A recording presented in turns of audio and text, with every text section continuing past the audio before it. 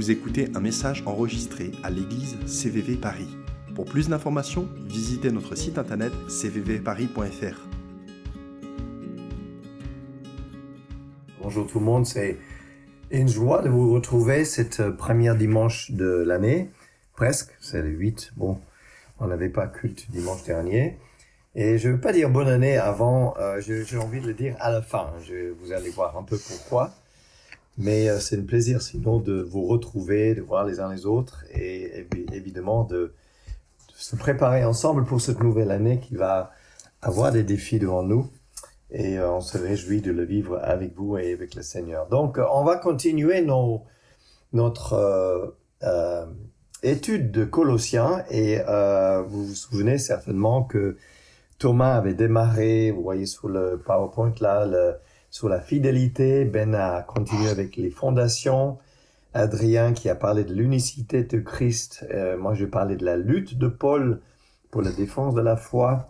Et puis Thierry sur l'annonce, comment nous annonçons Christ. Donc ça, c'était rapidement ceux qui en ont parlé. Je voudrais juste faire rapidement un petit point historique pour vous rappeler où est Colossée par rapport à Éphèse, par exemple. Donc Paul était le fondateur de l'église à Éphèse et c'est probablement Épaphras qui a été envoyé pour commencer cette petite église à Colosse, ou Colosse, je ne sais pas comment on le dit, à 200 km de la ville, vous voyez ici sur le point. Et c'est situé dans une montagne avec les montagnes blanches là derrière, mais c'est dans la vallée. Et il y a une rivière qui descend jusqu'à la côte à Éphèse, donc on peut imaginer que le chemin là-haut était plus facile. Et c'est une église qui avait 6 à 8 ans peut-être seulement. Et donc c'est des chrétiens non pas jeunes, mais qui ont été là depuis un certain temps. Pas une grande église. On estime 3, 4, 5 familles, quelques célibataires peut-être. Mais c'était une petite église là, dans cette ville commerciale de Colossée. Alors vous vous dites, et alors, pourquoi est-ce que vous me dites tout ça? En quoi ça nous concerne? Alors, Colosse, le livre de Colossiens est très important pour nous parce que, en réalité, aujourd'hui, on est facilement attaqué dans notre foi par les mêmes types de questions que cette petite église il y a si longtemps. Et malgré leurs 8 ans, ou 6 à 8 ans de leur foi, ces questions-là les a vraiment ébranlés. Et c'est le cas aujourd'hui. On a des fois été chrétien depuis pas mal d'années. On sait que Jésus nous a sauvés, on marche avec lui, et puis on veut servir Dieu, etc. Mais arrivent des fois des commentaires, des réflexions, et on est un peu ébranlé. Et c'était un peu les cas de cette église. Et Épaphras est venu voir Paul pour lui demander conseil. Et les deux grandes questions, alors il y a des détails, mais les deux grandes questions de Colossée et de livre de Colossiens, c'est que Jésus est peut-être un peu plus supérieur des anges, mais il n'est pas égal à Dieu. Et ça, on entend beaucoup aujourd'hui, enfin, que Jésus n'est pas Dieu, que Jésus, c'était peut-être un homme bien, c'était peut-être un prophète, c'était peut-être quelqu'un qui était extraordinaire, mais Dieu, non. Donc, il y a cette dimension-là. Et puis, la deuxième question, c'était, vous vous souvenez quand j'avais prêché là-dessus, cette question d'un mystère réservé pour certains seulement. J'avais dit il y a quelques semaines, voilà, on imagine dans l'église que 95% de l'église ici connaissent la foi. Et puis ici, sur le rang de devant, on a Macarena, Ludovic, Placide, voilà. Eux, c'est le 5% exclusifs qui connaissent les choses un peu plus et ils ont le secret, le mystère que nous ne l'avons pas. Et cette dimension de mystère et le fait qu'on connaît des choses, elle existe encore aujourd'hui très très forte. On est souvent appelé à défendre notre foi devant toutes sortes de situations complotistes, par exemple. Des gens qui croient des choses des fois un peu compliquées, enfin, comment dire ça, bizarre, avec la Terre qui est plate, ou n'en parlons pas de la question de la Covid et l'injection, est-ce qu'il faut ou faut pas faire le vaccin, voilà. On a eu toutes sortes de réactions comme ça qui étaient attachées à la question de notre foi. Et donc, ces gens à Colossée, ils avaient à peu près la même défi que nous aujourd'hui. Paul, il écrit à cette petite église à Colossée avec un magnifique exemple de la défense de la foi. Qui est Jésus et qui est Dieu? Il parle de la suprématie de Jésus-Christ et il parle de la mystère révélé de notre salut qui est complet. Christ est suffisant et il a tout accompli.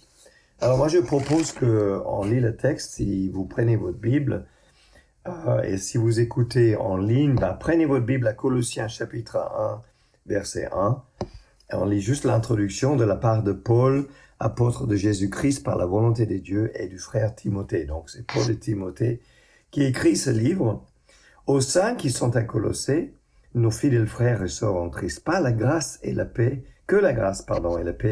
vous soient données de la part de Dieu notre Seigneur et Père Jésus-Christ. Donc c'est juste une petite introduction ici qui nous signale que c'est bien Paul, probablement Timothée qui l'a écrit. Et Paul il continue avec une prière. Du verset 4 à 9, Paul il démarre sa lettre avec une reconnaissance pour ces gens. Il dit, nous disons constamment toute notre reconnaissance à Dieu, le Père de notre Seigneur Jésus-Christ, lorsque nous prions pour vous. Paul priait pour l'Église. Paul avait à cœur l'Église. En effet, nous avons été informés de votre foi en Jésus-Christ et de l'amour que vous avez pour les saints, à cause de l'espérance que vous avez été réservée au ciel. Cette espérance, vous en avez déjà entendu parler par la parole de la vérité, qui est l'Évangile. Et j'ai envie de dire ici, juste au départ, que pour comparer que nous, les anciens à CVV, nous prions pour l'Église. Et nous prions pour vous, nous prions pour que votre foi en Jésus grandisse, nous prions que votre amour les uns pour les autres se manifeste de plus en plus, nous prions pour que votre espoir en Christ augmente pour vous soutenir dans l'attente de son retour. Et là, vous avez entendu les mots, la foi, l'espérance et l'amour. Et c'est le thème de Paul qui reprend souvent dans ses lettres. Et je viens de les lire. La foi et l'espérance et l'amour les uns pour les autres. Paul, il revient régulièrement là-dedans. Et c'est notre prière pour vous, et c'est le prière que vous pouvez faire les uns pour les autres, n'est-ce pas? Il y a toutes les raisons de pouvoir prier les uns pour les autres avec ces trois éléments-là. Et au verset 9, Paul continue, je saute un tout petit peu. Voilà pourquoi nous aussi, depuis le jour où nous avons été informés, nous ne cessons de prier de Dieu pour vous. Donc il continue. Il prie pour que vous marchez d'une manière digne. Notez ce petit pour. Je prie pour que vous marchiez d'une manière digne. Ils ont été informés de l'amour de Dieu pour ces gens et nous demandons que vous soyez remplis de la connaissance de sa volonté en toute sagesse et intelligence spirituelle pour marcher d'une manière digne du Seigneur et lui plaire entièrement. Vous aurez pour fruit toutes sortes d'œuvres bonnes et vous progressez dans les connaissances de Dieu. Paul, vous savez, est un pharisien qui a été formé par Gamaliel. Gamaliel, ça me fait toujours rire quand je lis ce nom-là parce que ça me fait penser à des dessins animés, mais enfin, on ne va pas descendre ce chemin-là. Mais dans Acte 6, il nous dit que Paul a été formé par Gamaliel. Et Paul, il connaissait le Torah, il connaissait l'Ancien Testament, il connaissait les prophètes. Et il connaissait surtout ce verset dans Michée 6:8 qui nous dit ce que l'Éternel demande de toi, ô homme, c'est que tu mets en pratique le droit, que tu aimes la bonté et que tu marches humblement avec ton Dieu. Et c'est exactement ce que Paul a dit ici. Que tu mets en pratique le droit, que tu aimes la bonté et que tu marches humblement devant ton Dieu. Pour marcher d'une manière digne du Seigneur, lui plaire entièrement, pour que vous ayez du fruit de toutes sortes d'œuvres bonnes et que vous progressez dans la connaissance de Dieu. Paul, il écrit une lettre à ses Colossiens parce qu'il les encourage pour grandir dans le Seigneur de ces domaines-là. Et c'est de la même manière pour nous aussi que nous prions pour vous. Et j'ai envie de dire que vous priez les uns pour les autres. Vous pouvez prier pour que vous grandissez dans la bonté, dans l'amour et dans les bonnes œuvres. Alors on continue au verset 13. Verset 13. Il nous a délivrés de la puissance des ténèbres et nous a transportés dans le royaume de son Fils bien-aimé, en qui nous sommes rachetés, pardonnés de nos péchés. Moi, j'aime ce mot « transporter ». Le Père nous a délivrés de la puissance des ténèbres et nous a transportés dans le royaume de son Fils. Vous savez, on est racheté et on est pardonné et on est délivré. Imaginez si on était racheté et pardonné, mais qu'on restait en prison.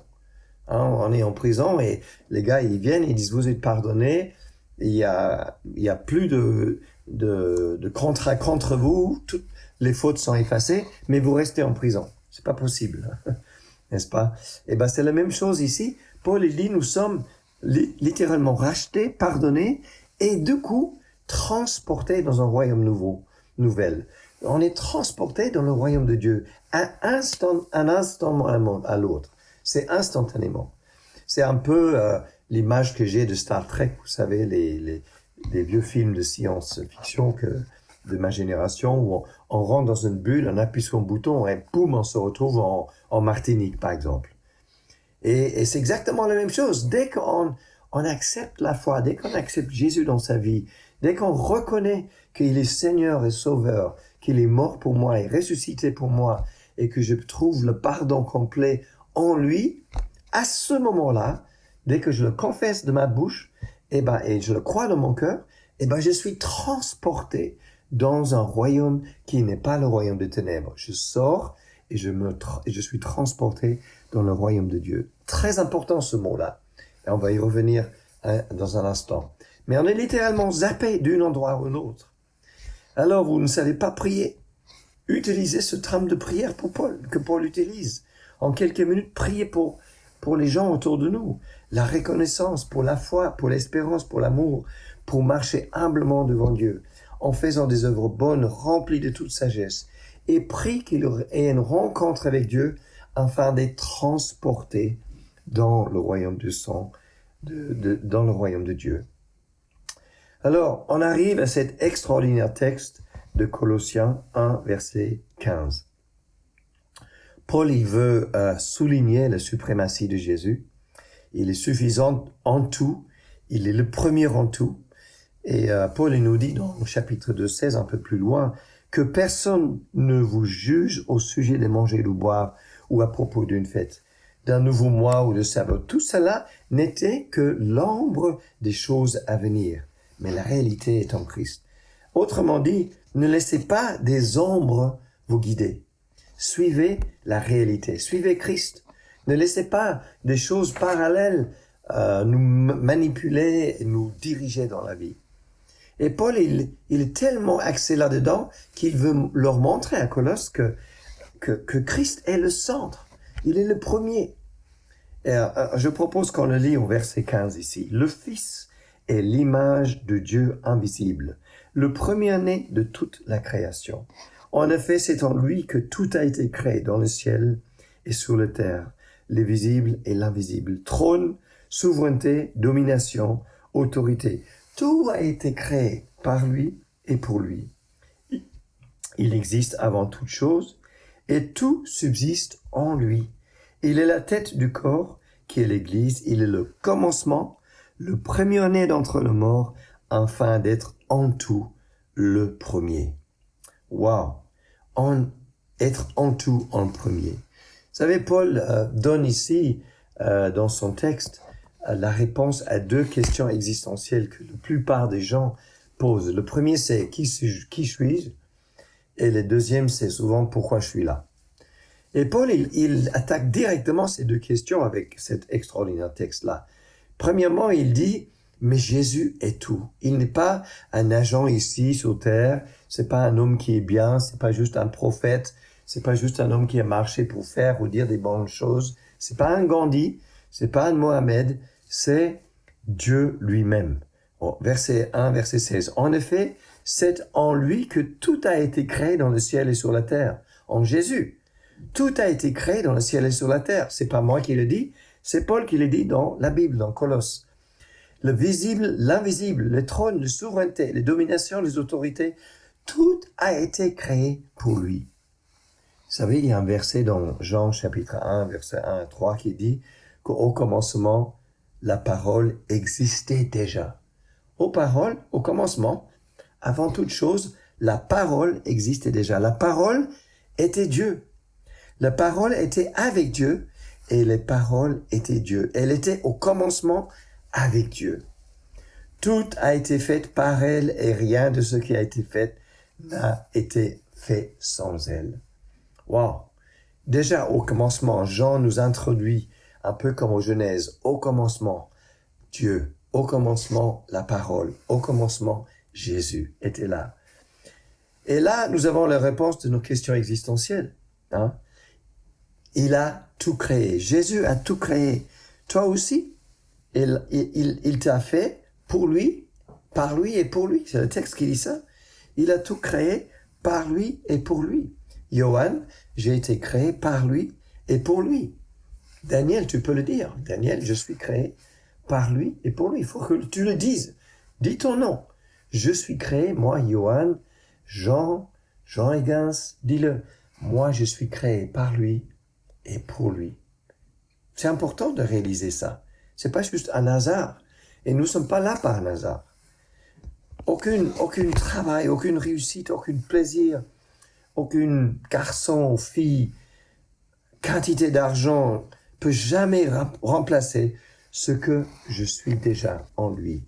Tout a été créé par lui et pour lui. J'ai été créé pour lui. J'ai une valeur inestimable parce que tu as été créé, parce que je suis créé par Jésus et je suis créé pour Jésus. Il est dit un peu plus loin, non seulement Jésus t'a créé, mais il a versé ton sang pour te racheter. Parce qu'on était ennemis, on était éloignés de Dieu. Et ça, les Colossiens, ils avaient bien compris. Ils étaient dans un pays où c'était assez éloigné de Dieu. Les croyances païennes étaient nombreuses autour. Et il leur dit, mais le sang de Christ a été versé pour vous racheter parce qu'on était éloigné de Dieu. Donc, mon but, elle est de connaître qui est Dieu et de lui rendre honneur et louange avec chaque respiration que j'ai jusqu'à la fin de ma vie. Pourquoi? On arrive au deuxième point de Paul, parce que, et Paul il nous dit, Christ est en vous. Non seulement il a tout créé par lui et pour lui, mais il est en toi. Alors ça, c'est juste extraordinaire. Christ qui est déposé en nous. C'est le secret révélé aux hommes d'aujourd'hui. Christ en vous, au verset 27 du chapitre 1, l'espoir de notre avenir, l'espoir de gloire. Ça, c'est la mission de Paul. Il a dit que personne ne vous trompe des discours et des idées bizarres. Il dit ça dans le chapitre 2, verset 4. Tout ce qui Jésus est, il est en toi. Jésus est tout, il est la plénitude de Dieu et c'est lui qui est en toi.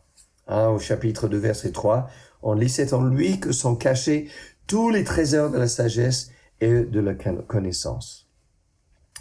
Paul a clairement une mission et une lutte constante pour rappeler cette vérité. Il essaie de le rappeler, le dire et le redire, parce qu'il est conscient que c'est difficile pour les gens. C'est un vrai défi pour les personnes. Alors, Paul a clairement une mission, je vous ai dit, et Colossiens est un livre qui parle d'un mystère, mais un mystère qui est révélé. C'est ce que nous avons maintenant à travers la repentance. Nous avons, non pas juste une révélation, mais nous avons une position. Cette position est que nous sommes en Christ. Ça, c'est notre position.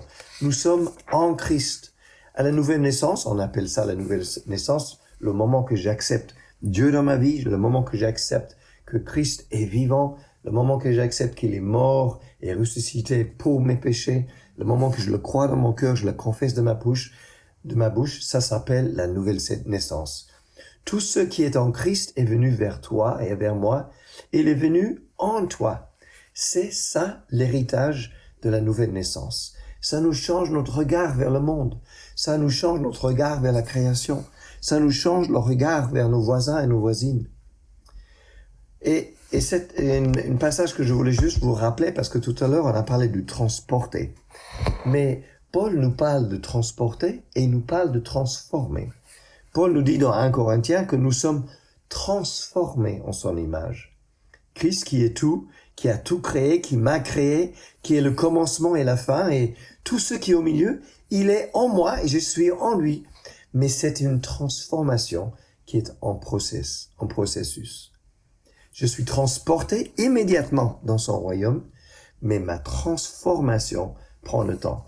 Parce que j'ai du mal à saisir, j'ai du mal à comprendre, même avec mon intelligence, que le Créateur a déposé lui-même sa vérité en moi. J'ai du mal à saisir que Dieu existe ou vit en moi. Je peux dire que j'ai une passion, je le ressens de temps en temps, mais le nombre de fois où je fais des bêtises, où je suis en colère, où je ne le sens pas. Et ben voilà, Christ est en moi l'espoir de gloire. Et c'est une transformation qui se fait petit à petit. Alors je voudrais qu'on relise maintenant chapitre 1, versets 25 ou 27. Parce que la troisième chose que Paul, c'est qu'il parle d'affronter ce mystère. Et je voudrais juste le souligner. Il dit, Dieu m'a chargé d'annoncer sa parole dans toute sa plénitude, verset 26, en faisant connaître le mystère de son plan, tenu caché depuis toujours, de génération en génération, mais que s'accomplit de façon manifeste pour le membre de son peuple saint. Car Dieu a voulu leur faire connaître quelle est la glorieuse richesse qui renferme le secret de son plan pour les non-juifs. Et voici le secret. Christ en vous, l'espoir de la gloire à venir. Pourquoi Paul utilise le mot mystère ou secret? Vous vous souvenez, j'en ai parlé à 3-4 semaines avant Noël quand j'avais prêché. J'ai dit, mais Paul aurait pu dire l'alliance entre Adam et Ève, puis avec Noé, ou Moïse, ou les prophètes, puis Jésus. Il aurait pu parler de l'ancienne alliance et la nouvelle alliance. Il aurait pu parler de la promesse, l'ancienne promesse et la nouvelle. Mais il parle du mot mystère. Exactement pour affronter l'argument de ces ruses qui disent, mais il y a un mystère en plus. Il y a quelque chose de plus que vous connaissez pas. Un peu comme le livre de Da Vinci de David Brown, vous vous souvenez, Da Vinci Code. Il a écrit un livre et il a dit, je vais vous révéler de secrets sur la vie de Jésus que la Bible nous en parle pas. Je vais vous révéler des choses dont vous devriez savoir pour mieux vivre votre foi. Et je crois qu'à un moment donné, il y a plus de chrétiens qui lisaient le Da Vinci Code que le Colossiens, n'est-ce pas? Mais il essaie de dire ici, Paul, que le mystère, elle est révélé. Elle est maintenant manifeste aux hommes. Il n'y a plus de ruse. Ce n'est pas une nouvelle savoir ou connaissance, mais c'est une nouvelle position que nous avons en Christ. La position, du coup, je suis en lui et Christ est en moi. Ça, c'est notre espoir de gloire. Alléluia. Alors, on peut lire aussi dans chapitre 3, verset 3, en effet, vous avez connu la mort et votre vie est cachée avec Christ en Dieu. C'est vrai, j'ai connu la mort. Quand je suis maintenant transporté dans le royaume de Dieu, je reconnais que j'étais mort. Je vois que j'étais mort. C'est vrai que quand j'étais dans le pays des morts, quand j'étais dans le pays des ténèbres, je ne le voyais pas. Mais j'ai accepté par la foi la réalité de Dieu, le travail que Dieu a fait pour moi. J'ai accepté par la foi et je vous invite de faire pareil.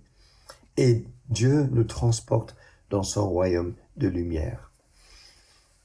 Et si quelqu'un veut vous dire quelque chose d'autre, c'est l'ombre de la réalité, comme on a lu tout à l'heure. Paul parle d'un combat. Et je voudrais juste finir avec cette question de combat. Parce que nous prêchons Jésus, nous dit Paul dans chapitre 1, verset 28. Et on peut lire, c'est lui que nous annonçons, Christ, en avertissant et en instruisant toute personne en toute sagesse, afin de présenter à Dieu toute personne devenue adulte en Christ. C'est à cela que je travaille en combattant avec sa force qui agit puissamment en moi. Et c'est avec cette force qui a agi puissamment en toi et en moi aujourd'hui que nous travaillons, que nous combattons. Et tout de suite après, dans chapitre 2, verset 1, Paul il dit, « Je veux en effet que vous sachiez à quel point il est grand le combat que je soutiens pour vous. » La bataille et Christ en moi et pas moi tout seul. Hein? La bataille pour présenter à tous, afin de présenter à tous la suprématie et la supériorité de Jésus. Paul, il comprend très bien la notion de bataille. Vous savez, il a écrit aux Éphésiens, c'est écrit à peu près en même temps que la lettre aux Colossiens. C'est l'époque où les Romains ont pris des territoires en Turquie, là, et en Grèce, et conquéri toute une partie de la pays. Donc les soldats, et Paul, bien sûr, a été pas mal de fois en prison, donc il connaissait un soldat, et vous vous souvenez probablement, pour ceux qui sont chrétiens, ce texte dans Éphésiens chapitre 6, le casque du salut, le bouclier de la foi, la ceinture de la vérité, les chaussures de la bonne nouvelle. Paul, il prend l'exemple de l'habit d'un soldat, et il utilise toutes ces armes défensives pour parler de la lutte et le combat que nous avons en tant que chrétiens. Mais il y a des armes offensives. Et c'est vrai que Paul parle d'un de ces armes dans Éphésiens 6, il parle de l'épée de la parole. La parole est puissante comme arme offensive. Mais il y en a d'autres. Le premier c'est, et je vous l'ai mis ça là sur le mur là, le premier c'est la prière. La prière. Paul a prié pour l'église à Colossée, et nous prions pour l'église à Paris. Et j'aimerais que l'église à Paris devienne une église de prière. J'aimerais qu'on apprendrait à de plus en plus prier, non simplement pour nous-mêmes, mais surtout pour la situation en France, dans le pays, dans la ville et dans les nations. On a besoin de prier. La prière est une immense âme spirituelle, et on pourra en parler longuement. La louange. Il y a quelques semaines, vous vous souvenez, on a vécu un temps de louange avec Joël et Jolie, et Joël nous a conduits dans un combat spirituel. Et il est important de réaliser que c'est pas juste des chants. On n'est pas juste en train de proclamer des vérités parce qu'on imagine que en les disant que ça va se faire. Non, c'est parce que ça nous rappelle Christ est vainqueur. Ça nous rappelle que les montagnes sont aplanies. Ça nous rappelle que Christ a vaincu l'ennemi quand on le chante. Hein? Donc, les vérités proclamées deviennent souvent des mensonges reçus. Et l'inverse, les vérités proclamées de la parole deviennent les vérités reçues. Dans le chapitre 2, verset 14, on lit qu'il nous a pardonné de tous nos fautes. Il a effacé l'acte rédigé contre nous, qui nous a condamnés par ses prescriptions. Il a annulé en le clouant à la croix. Et il a ainsi dépouillé les dominations et les autorités et les a données publiquement en spectacle. Donc, la louange, elle peut être chantée d'une manière extraordinaire pour proclamer que l'acte de Christ a condamné les prescriptions contre nous. Et on le chante et on le proclame. Et il faut pas l'arrêter, cette proclamation. Et l'avant-dernier, arme offensive, c'est la prédication. Paul, toute sa lettre de Colossiens, d'ailleurs, c'est une prédication pour souligner la suprématie de Christ et la suffisance de l'œuvre de Christ. Et quand il écrit cette verset dans chapitre 2, verset 14, c'est une vraie proclamation où il prend mon contrat là, où moi j'ai mon nom là-dessus sur ce papier où c'est écrit « Johan, tu es condamné, les prescriptions te condamnent à mort, mais parce que Christ est cloué à la croix, ces condamnations sont dépouillées, elles sont détruites, on jette cette condamnation à la poubelle. Les dominations, les autorités, elles sont mises publiquement en spectacle, en triomphant d'elles par la croix. Alléluia! Ça, c'est la parole de la prédication. La prédication qui proclame la vérité. Et Paul, il proclame les vérités à travers les Colossiens ici. Et on le fait aussi ici à CVV, bien sûr, à travers de nos prédications. La prédication est une arme extraordinaire contre le mensonge qui lie les hommes et des femmes aujourd'hui. Et puis le dernier arme offensive, c'est le témoignage. Apocalypse 12, 10 nous dit qu'en effet, il a été jeté dehors, donc il parle du diable, il a été jeté dehors, l'accusateur de nos frères et sœurs, c'est lui qui les accusait jour et nuit devant notre Dieu. Ils les ont vaincus grâce au sang de l'agneau et grâce à la parole de leur témoignage. Vous vous souvenez le témoignage de Marie tout au début? Je lui ai demandé de témoigner parce que Marie, malgré 18 ans, elle était chrétienne, elle aimait le Seigneur, elle allait à l'église, etc. Mais il continue à voler. Elle avait besoin d'une pull, elle avait besoin d'un carnet, elle avait besoin de stylo, elle avait besoin de savon. Eh ben, elle le volait. Et elle n'y pensait pas plus. C'était juste une chose. Et combien d'entre nous, en tant que chrétiens, des fois, on aime Dieu, on continue nos vies, mais on continue soit la pornographie, soit le désir sexuel, soit la nourriture, soit le désir d'acheter, soit la dépendance à des drogues, etc. Et on est pourtant chrétien. Mais le témoignage brise cette réalité-là. Et le fait que Marisa témoignait tout à l'heure pour nous dire, mais quand le Saint-Esprit m'a parlé pendant le culte et j'ai réalisé que c'était faux, j'ai demandé Dieu de couper l'esprit du vol de ma vie. Et instantanément, j'ai arrêté de voler. Alors, des fois, ce n'est pas instantanément, c'est un travail, mais demandez la prière. Tout à l'heure, si vous avez besoin, ou demandez à quelqu'un que vous connaissez de prier spécifiquement pour vous, pour ce sujet que vous trouvez qui vous lie. Mais les témoignages nous rappellent que nous ne sommes pas des gens super spirituels, des gens normaux qui vivent des choses avec des tentations difficiles tous les jours.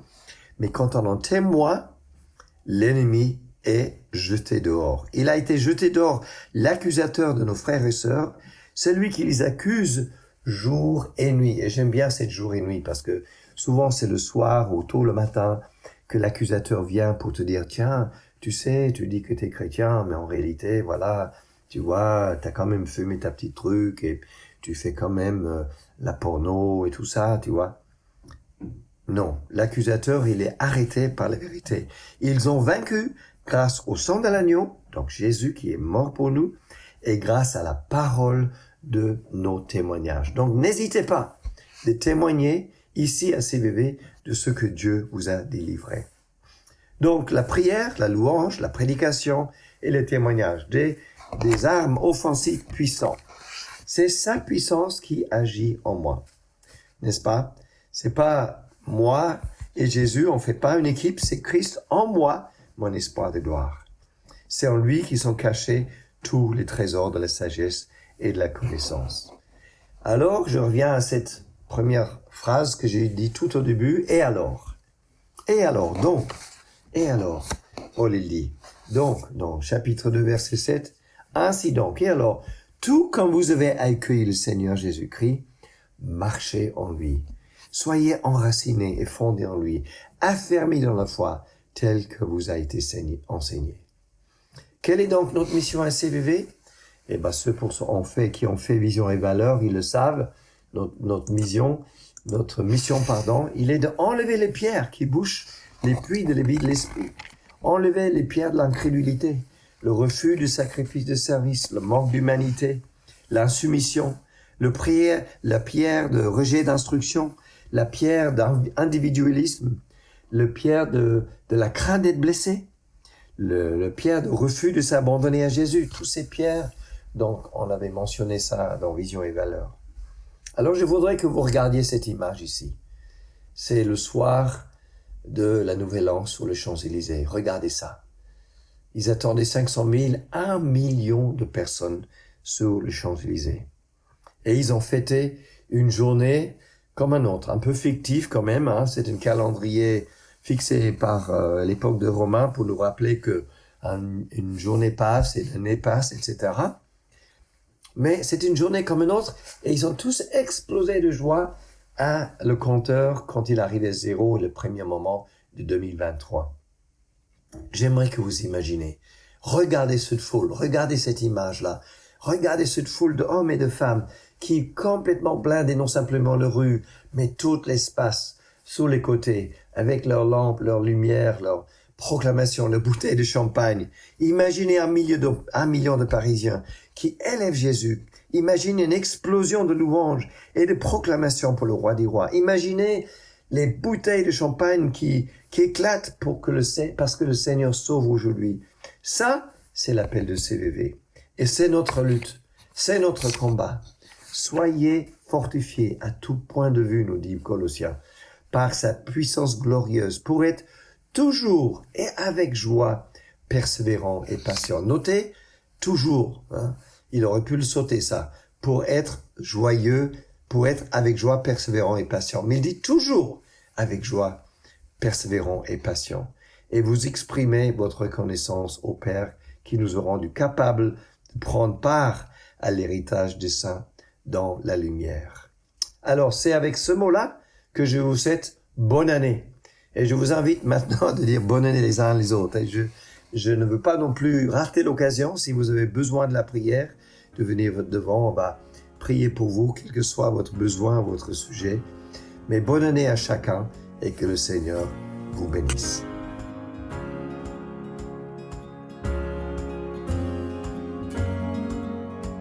Vous venez d'écouter un message enregistré à CVV Paris. Pour plus d'informations, visitez notre site internet cvvparis.fr.